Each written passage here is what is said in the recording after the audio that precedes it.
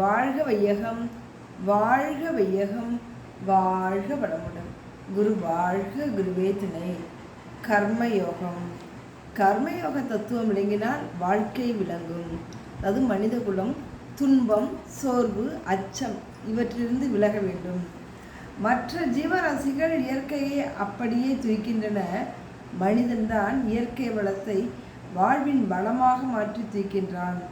அதாவது பிறருக்கு துன்பம் தராமல் தனது செயல்களை ஒழுங்குபடுத்தி கொண்டு வாழும் கலைதான் கர்மயோகம். கடமை அறம், அதாவது விளைவறிந்த விழிப்பு நிலை ப்ளஸ் நன்றியுணர்வு இரண்டும் இணைந்தது தான் கர்மயோக வாழ்வு. இதுவே கடமை அறம் எனப்படுகிறது. நன்றியுணர்வு தனது உயிருக்கு, அறிவுக்கு, உடல் நலனுக்கு நல்லதை செய்தவருக்கு அதன் மூலத்தை பாராட்டுவது. எப்பொழுதும் காலம் வாய்ப்பு கிடைத்த போதெல்லாம் நன்றி செலுத்தி கொண்டே இருக்க வேண்டும். அடுத்ததாக விளைவறிந்த விழிப்பு நிலை. விளைவறிந்த விழிப்பு நிலை என்பது அயரா விளைவறிந்த விழிப்பு நிலையாக இருக்க வேண்டும்.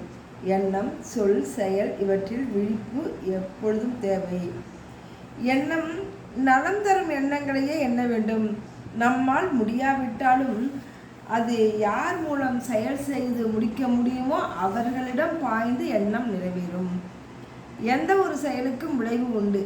தானாகவே வருவது விதியின் விளைவு ஆகும். இது இயற்கை நியதி. மனிதன் செய்யக்கூடிய செயலுக்கு வருவது வினையின் விளைவு. ஒவ்வொரு வினைக்கும் ஒரு விளைவு உண்டு. விளைவை கணித்து செயலாற்றும் அறிவு நமக்கு வேண்டும். மனிதனுக்கு 6 அறிவு இருக்கிறது. சிந்தனை செய்யும் திறமையும் இருக்கிறது. பிறகு வேறு என்ன வேண்டும்? தனக்கு என்ன தேவை என்பதை அவன் உணர வேண்டும். அதை எந்த செயல் மூலம் பெறுவது? விளைவறிந்த விழிப்போடு அந்த செயல்முறையோடு அளவோடு காலத்தில் ஆற்றி பெற வேண்டும். பெரியவர்கள் பெற்ற அனுபவத்தை கொண்டு வழிவகுத்தார்கள். ஒன்று பக்தி மார்க்கம், இன்னொன்று ஞான மார்க்கம். அடுத்ததாக துன்பம் வர காரணம் என்ன? விழிப்பு நிலை இல்லாதிருத்தல் தான். பிறரை எதிர்பார்த்தல், கடமையை உணராதிருத்தல், உணர்ந்தும் செய்யாதிருத்தல், இதுவே நம்முடைய துன்பத்துக்கு காரணம். 3 தான். ஒன்று விழிப்பு நிலை இல்லாமல் இருத்தல், பிறரை எதிர்பார்த்தல், கடமையை உணராது இருத்தல், உணர்ந்தும் செய்யாதிருத்தல். இதிலிருந்து மீண்டோமானால் துன்பத்திலிருந்தும் மீளலாம். இறைநிலையிலிருந்து மனிதன் வரையில் ஒரே தொடர்பு வழி வழியாக வந்த இயக்கங்களின் எல்லா பதிவுகளும் இருக்கின்றன. செயல் பதிவானது உடல்களிலும், அனுபவ பதிவு அறிவிலும் பதிந்திருக்கிறது. செயல்பதிவு மாற்றம் பெற ஒரே வழி அறநெறி வாழ்வுதான். மனமே கடவுள். தன்னுடைய எண்ணத்தை மனத்தை வணங்குகிறார்கள். நம் மனம்தான் அந்த வடிவம் எடுக்கிறது.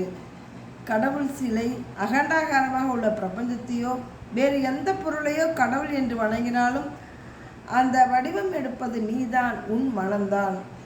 மனதை பக்குவப்படுத்த சிறுக சிறுக நல்ல பழக்கம், மனோதிடம், மன வலிமை பெற வேண்டும்.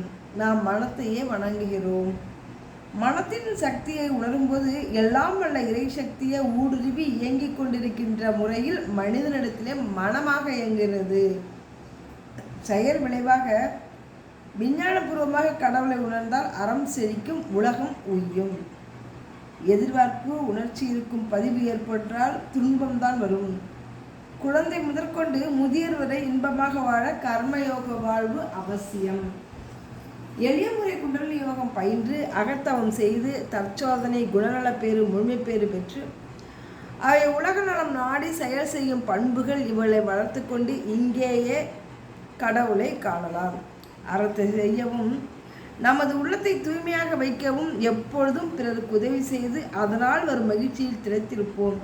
நாமும் வாழ்வோம், பிறரையும் வாழ வைப்போம். இதனால் உலகமும் அமைதியும் நிறைவும் பெற்று வாழும். வாழு வாழ விடு. வாழ்க வளமுடன். அருள் தந்தை வேதாத்திரி மகிழ்ச்சி அவர்கள். நன்றி.